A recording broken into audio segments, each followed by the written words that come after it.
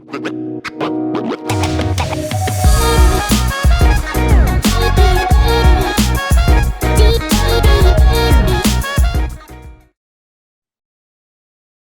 right, recording start. All right. Good afternoon. My name is Tamara Virgil, and welcome to the Blacks in Government program to celebrate Women's History Month.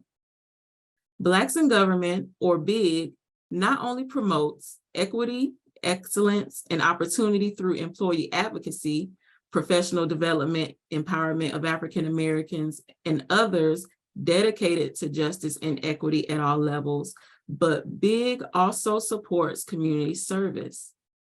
BIG NSF strives to be a strong force in promoting community activities by helping to fight such community problems as homelessness, domestic violence, and much more. BIG is partnering with Bethany House, which is a place where women and children seek refuge from abuse and trauma. BIG NSF is collecting monetary donations, cleaning supplies, hygiene items, and gift cards to support Bethany House. You may have noticed the collection boxes in NSF's lobby. Donations will end on April 21st. Your support is requested to assist BIG in serving our community. For additional information, you may reach out to the BIG NSF Program and Plans Committee via email, which is BIG NSF Program and Plans Committee at nsf.gov. At this time, I would like to introduce Ms. Tiffany Santana, who is the Executive Director at Bethany House. She will give an overview of Bethany House and its mission, goals, and services. But first, let me tell you a little bit about Ms. Santana. Tiffany Santana is the Executive Director at Bethany House of Northern Virginia, a ministry that empowers women and children who are escaping domestic violence by providing safe, short-term housing and trauma-informed services. She is a graduate of Old Dominion University, where she earned a Bachelor of Arts in English with a teaching certificate and a Master of Arts in English with a professional writing in news media concentration. Having a heart for serving others, Tiffany was a public school educator in Norfolk and Fairfax County public school systems at Northern Virginia Community College and at ITT Technical Institute for 10 years. It was during her time as the owner of Conqueror Fitness Enterprises that she began volunteering for Bethany House. After serving as a volunteer for nearly 8 years, she was asked to serve as interim executive director in 2021 and was ultimately asked to assume the role permanently. Tiffany is the wife of Richard, mother of Noah, daughter of Jimmy and Velma, and granddaughter of 104-year-old Grandma Ruth. Ms. Santana, the floor is yours. Good afternoon, and thank you for having me. I am Tiffany Santana, Executive Director at Bethany House of Northern Virginia.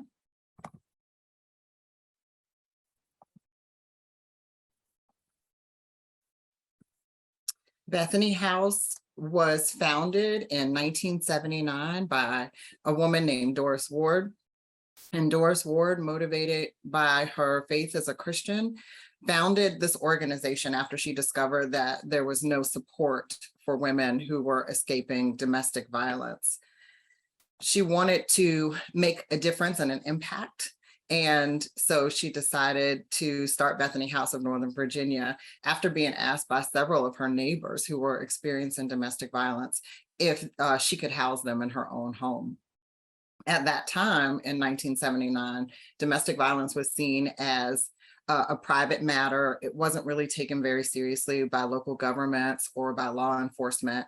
And so she really filled an important vacuum for people who were battling domestic violence and who needed a safe place to recover.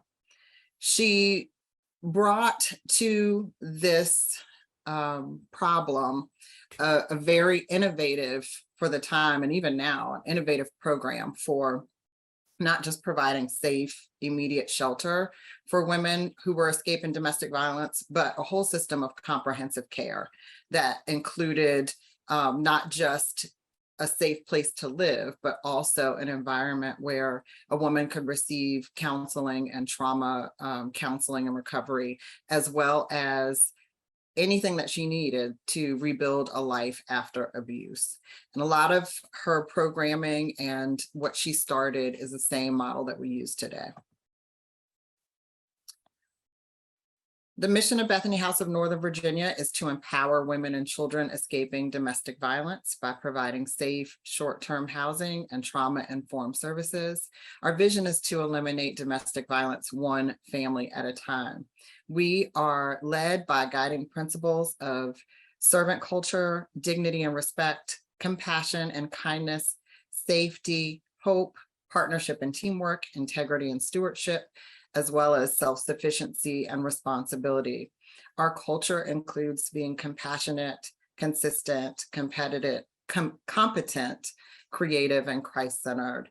Everything that we do involves empowerment, and we are intentional about making sure that if it doesn't empower women and children, we don't do it. And if it doesn't operate through a trauma-informed lens, we don't do it. We have a small but mighty team of 6, including me as executive director.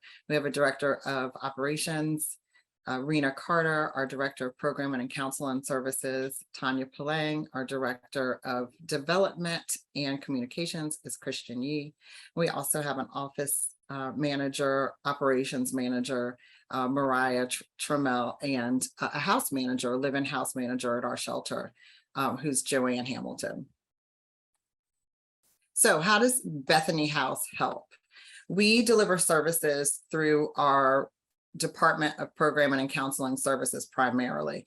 We have a helpline, which is our first line of intervention for people seeking help, whether it's a woman herself who's seeking help, or someone who's close to her who wants more information, or even people who are looking for other resources in the community, like homelessness resources and things like that. We are prepared to provide those types of resources to our community.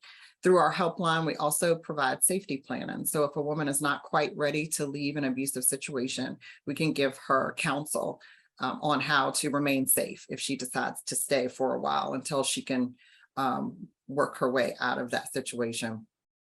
We provide safe short-term housing, and this picture is actually a picture of our safe house. It's a cozy home environment that we take great care to make sure that women feel like they're in a home-like environment. It helps to create a sense of normalcy so that women can heal faster and so that children can feel safe in their home. We provide trauma counseling to adults and to children at Bethany House. We provide life advancement programming, which is anything that a woman needs to rebuild her life after abuse. So life advancement programming includes education and professional development, childcare, life skills classes, parenting classes, healthcare, beauty and self-care, anything that a woman needs to get onto her feet, legal services, financial planning and financial education, professional development, anything a woman needs to rebuild her life after abuse. What's unique about Bethany House is that we have 2 years of aftercare. So once a woman transitions out of our safe house and she's allowed 4 to 6 months, sometimes more in certain cases, to stay in the safe house. Once we transition her to permanent housing, we continue to provide her care for 2 years. So she can continue to come to us for counseling, for any life advancement programming, for transformational coaching and life coaching and mentorship. We also provide during aftercare emergency financial assistance if necessary, rent assistance. It's a safety net to make sure that a woman has no reason to go backwards into abuse.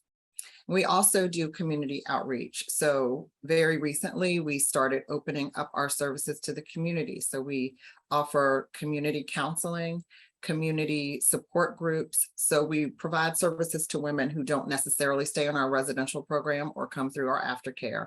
We want to make sure that we are providing these services and this education to everyone in the community, because our goal is to eliminate domestic violence one family at a time.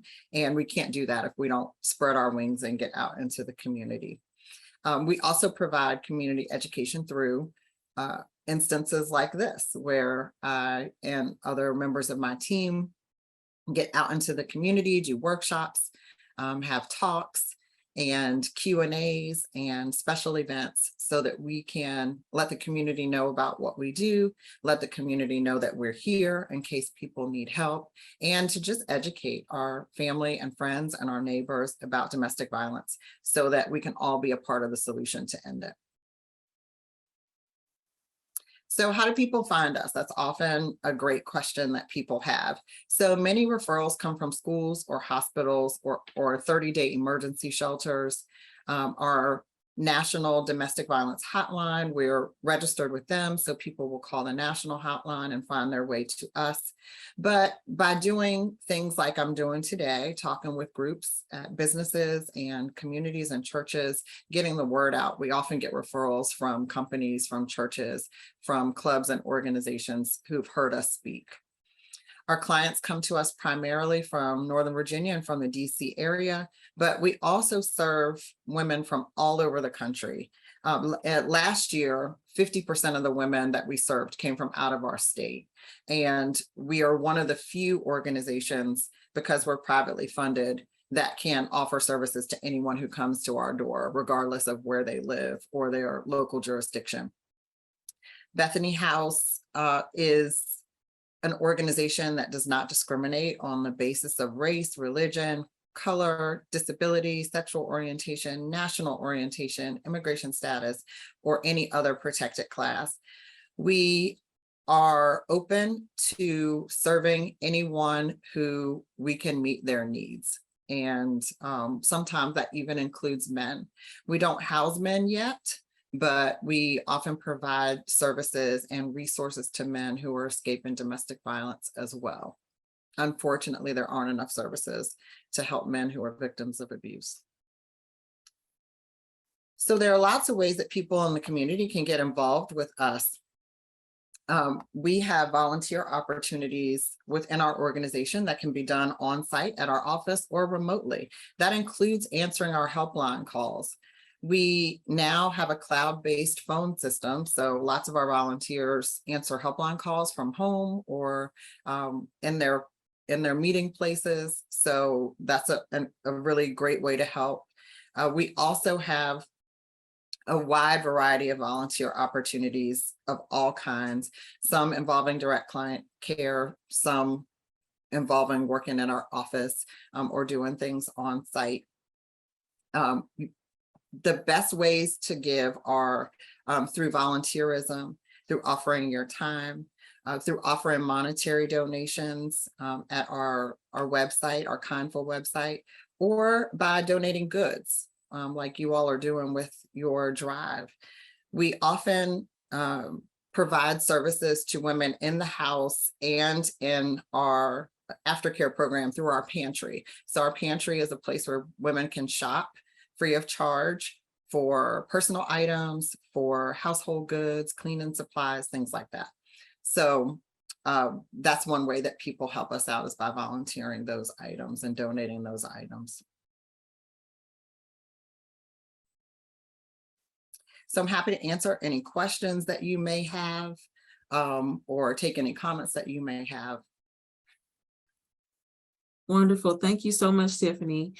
We can just go ahead and move on to the Q&A portion. So for anyone that is in the room that may have questions for Ms. Santana, just go ahead and add them in the chat section and we'll monitor it there. But first, we have a few questions ourselves. So, Miss Santana, how has being a woman helped you in your leadership role for an organization that focuses on women? And if so, in what ways? That's a really great question. And my short answer is yes. I believe that some of the challenges of having been a woman in professional environments, having been very often the only woman or the only woman of color in a lot of arenas of my life, and learning how to the skills and the competencies to continue to persevere and to strive in those arenas when it's been challenging and difficult, that informs what I do at Bethany House. Because women are coming out of abusive and controlling situations and are often in the workplace, are often in environments where they have to now take the lead of their lives in addition to facing some of the similar challenges I have. Those instances where I've been able to overcome and to grow in the face of adversity have helped to inform how we develop programming at Bethany House. As I explained before, our model involves empowerment. And so those types of experiences have helped me to make sure that our programming and the things that we develop are also empowering. So yes. Wonderful. Thank you for that. Can you share at least one success story of a client who received services from Bethany House? One of my favorite success stories since I've been in this role at Bethany House is one of our clients who's currently in our aftercare program. She came from out of state. She built up enough courage to pack her 3 children and everything that she could carry into her Jeep, and she traveled 8 hours to get here. And she was just determined to make a new life for herself. She lived a life that was woven with domestic violence. Her mother was murdered by her father when she was 22 months old. And so she lost both of her parents because of that instance. And throughout her life, she just continued to fall into a pattern of getting into abusive and controlling relationships. And so recently, in the last couple of years, she left a relationship where not only was she being controlled and abused, but her children were beginning to be verbally abused and controlled. So she left. She didn't want her children to repeat the same cycles that she had been experiencing. And so when she got here, I was the person that introduced her to the Safe House and got her acclimated, which is unusual for me. But all of our people were out in the field on that day. Her son was excited to live in the house. At first, he thought that they were going to have to buy the house, but I explained to him that he was a guest here, and they were excited about being able to stay in the Safe House because it's not sterile, it's not shelter-like, it's very much like a home. And so she stayed in our Safe House for about 5 months. She secured employment. She went to school and took classes. She was recently certified as a peer support specialist. So she secured 2 positions as a peer support specialist, helping people who are coming out of domestic violence situations and who are recovering from addictions. And she had such a great experience with Bethany House that she wants to give back. And that was her motivation for becoming a peer support specialist. She's doing fantastic now. She is continuing to receive services through our aftercare program, continuing on her journey with counseling and mentoring, and just is doing great. And so this is our hope for every woman and child who comes through our program. Wonderful. Awesome. We have a question in the chat. Someone is curious whether Bethany House is open for transgender women and non-binary people. Yes, absolutely. We provide services to as many women as we can. And a variety of different services. Women who are transgender and people who are non-binary have some have additional services and needs. So we partner with local organizations as well to make sure that everyone gets the kind of specialized care that they need to be able to be successful. Wonderful. Great. All right. And we have another question in the chat. First, she says, thank you for your presentation. And she asked, how many women are generally housed at a time? And is there a limit on family size? What if a woman has a large family? So we can house 11 people in our safe house right now. We're in the process of building another safe house, but right now we can house 11 along with the house manager, 12 total people in the safe house. And it can be any combination of families as long as we have the space. The design of our house is such that there are adjoining rooms, like a hotel room that has an adjoining room. So for larger families, sometimes we put mom and her kids in the adjoining rooms so that they can have free access to the rooms, but still have enough space for family.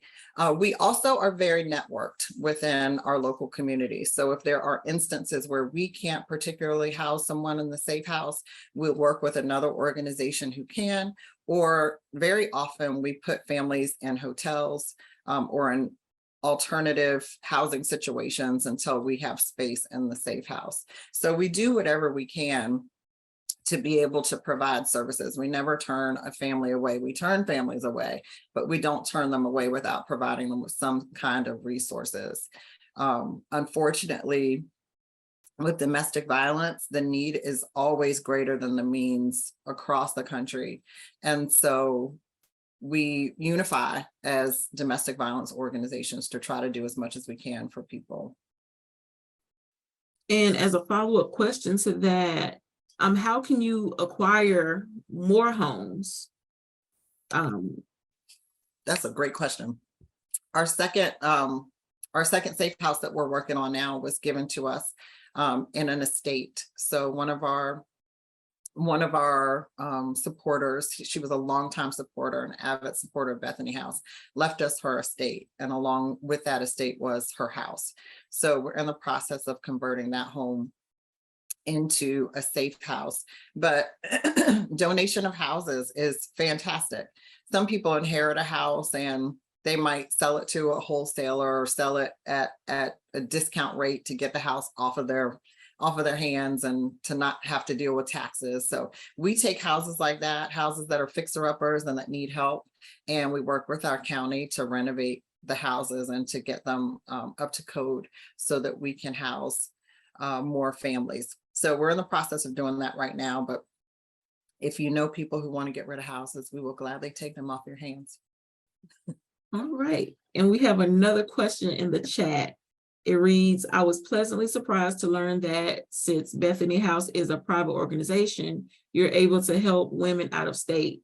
Can you say more about how you manage that? Do you work with local organizations in the area that the women live? That's a great question.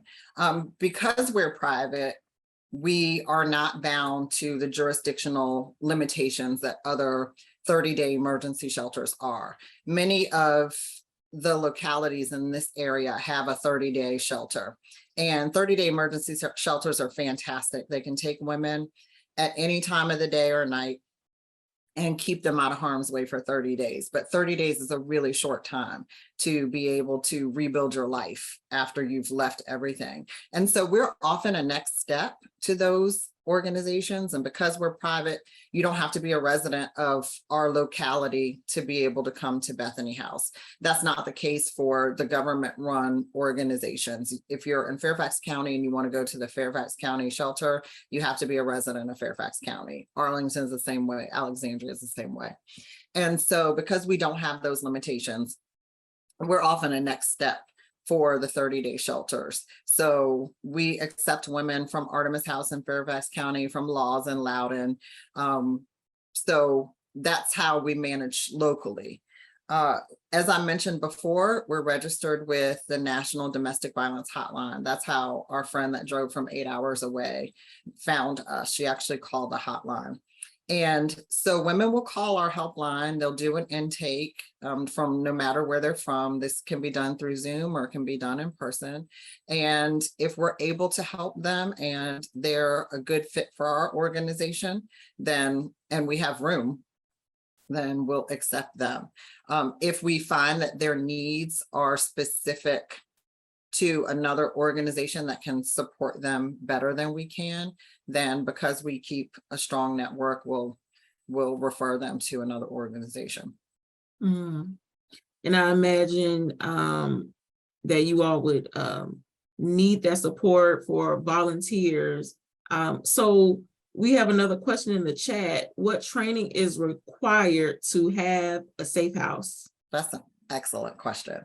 So within our staff, we are required to have ongoing professional development in the area of being trauma informed and the trauma informed approach, as well as PTSD and domestic violence in general.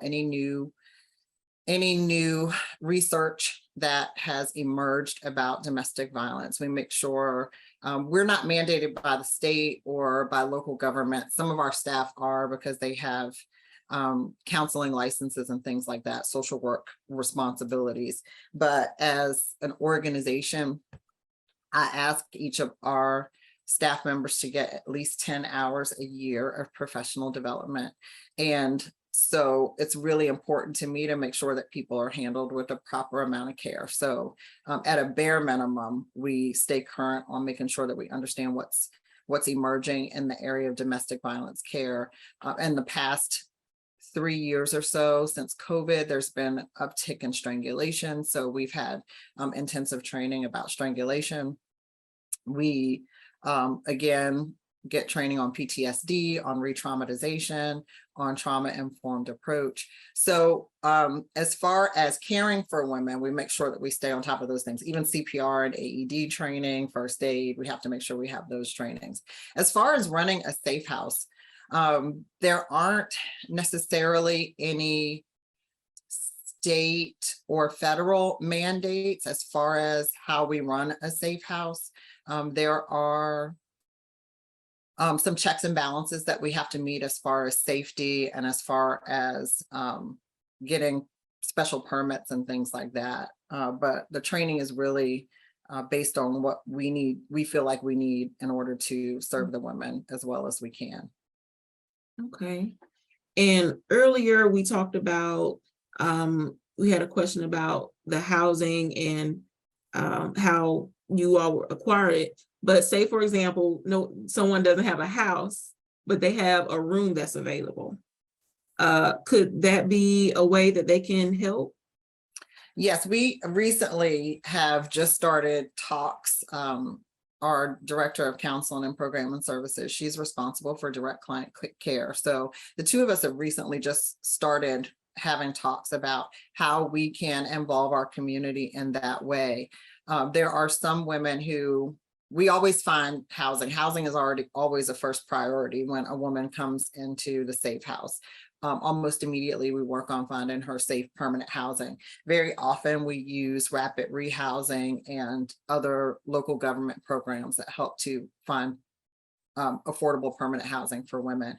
But we're looking into more private housing functions like rooms. If a woman is without children and she wants to rent a room for someone from someone in the community, or rent a condo or a townhouse from someone in the community, we're looking at ways to be able to help women to do that so that we can move a little faster anytime that we have to deal with government services. And we're excited always that the government services are available, but they move a little slower sometimes than we'd like to, and we're on their timeline.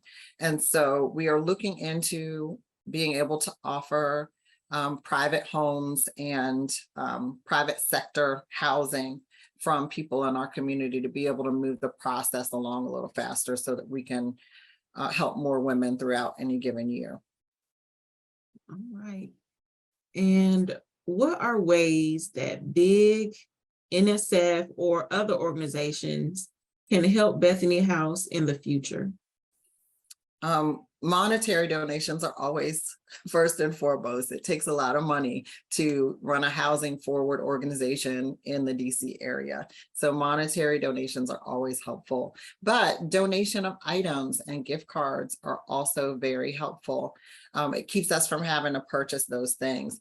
Gift cards are really special because many women who come to us have not had an opportunity to shop for themselves or to make choices about their hair or their wardrobe or their makeup. And so very often we don't give women clothes because, again, that's taking the choice away from them. So we offer them gift cards and we allow women to get what they want for themselves and for their children. So it's very often a very empowering first step to their new life, being able to go and make a choice about what they buy. And so gift cards help us to do that. We also have a variety of volunteer opportunities, like I explained before, that we can always benefit from, that really are a cost-effective way for us to do the work that we do without having to pay for certain services. For example, we have larger groups help us with our newsletter mailings and our communication with the public. And it seems like a small thing, but when we have to mail something to our community to keep them abreast of what's going on, when we do that through a printer, it can cost us, $7,000, $8,000, $12,000 to do that. But if we can bring that in-house, or we can have a group of volunteers pick up our mailing, stuff envelopes and label them and bring them back and let us take them to the post office, that can cut those costs by 3/4. So those are things that volunteers can do, as well as working with direct client care. It takes a little bit more training to work directly with clients, but volunteers are very beneficial to us in helping us to provide professional development to women, resume building, childcare, a variety of different mentoring, a variety of different services that help our women. So volunteers are essential. We cannot do what we do without volunteer help and support. And so those are just a few ways, but we also invite creative ideas because we can't always think of the ways that our women can be served or need to be served. So we are always open to our community giving us ideas about the best ways to serve our women and what they can provide to us. And some organizations also hold fundraisers of different kinds for us. One of our corporate partners does a solidarity walk for us twice a year, where they raise funds and they all get together and they do a walk for a mile or so to bring awareness to domestic violence. So there are lots of ideas that people in the community can do to help us out. Wonderful. And we've talked about a lot of the things that we're allowing in the donation boxes at NSF.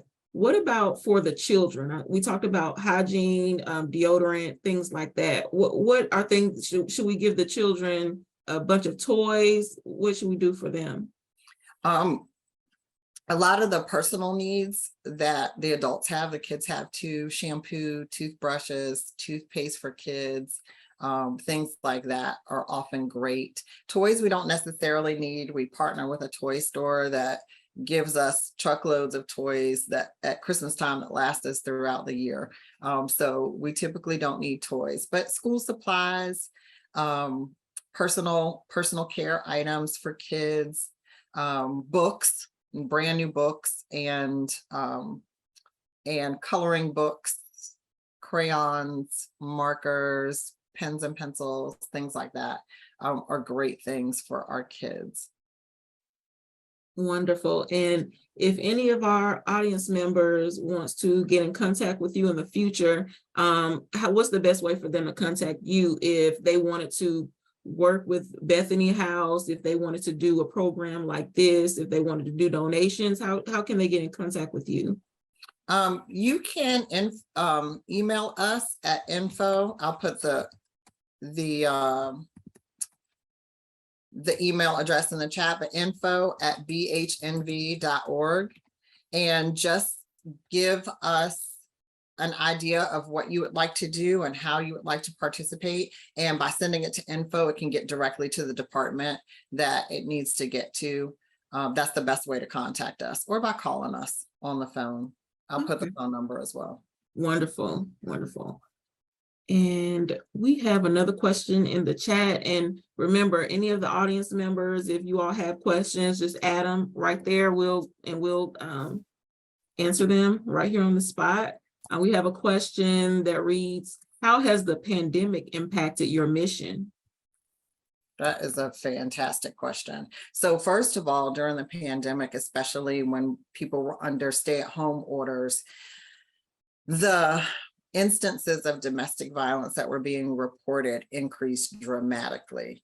As many of you know, marriages and relationships that were in good shape struggled during the pandemic, with everyone being locked in together. So imagine an already volatile situation, and now there's no escape whatsoever. So the numbers that we received intensified. With Bethany House, we were going through a unique situation during the pandemic as well. We were renovating our current safe house. So we were renting a house and a couple of other properties. So our ability to serve women went down while the demand for help went up. So we did a lot of keeping women in hotel rooms, and also having to keep women in hotel rooms as a quarantine measure before bringing them into the safe house. So those were all things that financially impacted us, that impacted our ability to serve. But in a lot of ways, the pandemic helped us. It helped us to rethink a lot of how we serve. In a lot of ways, it helped us to become more efficient as an organization, to be more tech involved as an organization, which was one of the goals that I had coming in as an executive director, is streamlining things through technology. And the pandemic has really forced us to not have a choice but to do that. And it really helped us to think about creative ways of incorporating the community and helping us do what we do. So although there were certain negative aspects of the pandemic, in a lot of ways, the pandemic pushed us to be better. I'm an undying optimist, so I'm always looking for the silver lining, but I can honestly say that the pandemic helped us to be a better organization. Wonderful. Great, that's good to know. And we have another question in the chat, and it reads, what are some measures you take to keep the safe house safe and the overall safety of the women and children? That's a fantastic question. One of the very first things that we do is we keep our safe house locations confidential. Even in applying with our county for special exceptions for congregate living, I use my own personal name, or our board member will use a name for the application. We don't even put Bethany House on the public records. But very practically, we have a live-in house manager at the safe house. She lives there with the women and children, and her primary role is to make sure that the house is secure and to make sure that women are all accounted for and the kids are all accounted for, that their health and safety is priority. She has been trained in CPR, AED, and first aid. We give each woman a medical alert fob, like the ones that you see for seniors. Each woman is given one of those medical alerts. So if she's ever out at work or she's going grocery shopping or anything like that, and she feels unsafe, she can hit that button and help will come running. We have security cameras at the house. We have locks on each bedroom door. Each woman gets her own code to her bedroom. We have coded locks on each of the entryways, cameras surrounding the house. And my goal is eventually to have security personnel stationed overnight. That's one of the things that I want to do in the next year or two. So we take great care to make sure we don't even call the women by their first names. We call them by initials when we're working in the office, when we're writing reports, things like that. So we take great care to make sure that safety and confidentiality are at the top of our list of everything we do. We have to. It's life or death if we don't. Yes, I'm glad to see that you all are very thorough in your approach and how you all are taking care of the women and the children and making sure that everyone is safe and that there won't be any issues. And I'm glad to hear that you all are even improving you all's plans by wanting to get security personnel and all of that. So that's really good to hear. I'm glad that you put your information in the chat. And for any of the audience members, if you all would like to donate, the information is in the chat. Simona Gilbert posted it in the chat. So you can go ahead and donate. I'm going to donate myself in a few minutes. And I think that this was a very informative program.